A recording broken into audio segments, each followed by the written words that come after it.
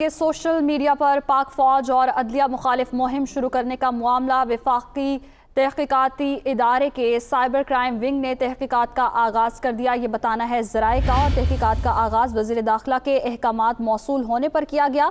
ज़राए की जानिब से मज़ीद बताया गया कि सरकारी तातील के बावजूद साइबर क्राइम विंग के अफसरान दफातर में तलब किए गए हैं। सोशल मीडिया पर नफरत अंगेज़ मवाद फैलाने वाले अकाउंट्स बेंचेस की छानबीन शुरू हो चुकी है। और आपको बताते चले कि तहकीकात का आगाज़ वज़ारत दाखिला के अहकामात पर किया गया। इसी हवाले से तफसीलात जानेंगे कमरुल मुनव्वर से। जी बताइएगा, क्या तफसीलात हैं?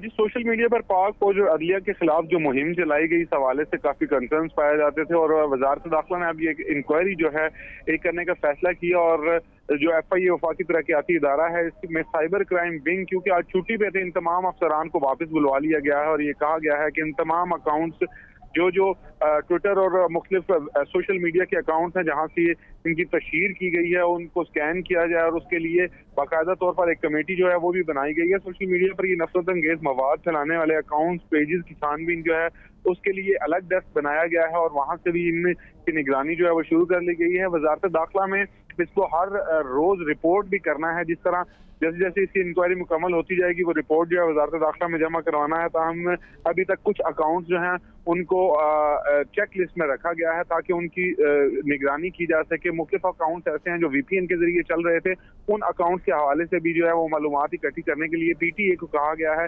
इसमें पाकिस्तान टेलीकम्युनिकेशन अथॉरिटी और FIA के साथ मिलकर एक कमेटी भी बनाई गई है जो इन तमाम अकाउंट्स की छानबीन करेगी, जिससे पाक फौज और अदलिया मुखालिफ मुहिम जो है वो शुरू हुई और उसके बाद उस मुहिम को किस तरह उसकी तशहीर की गई, इन तमाम के हवाले से FIA तहकीकात करेगा और रोजाना की बुनियाद पर अपनी एक रिपोर्ट बनाकर वजारत दाखिला में सबमिट करवाएगा। जी सही, बहुत शुक्रिया, आपने हमें अपडेट किया।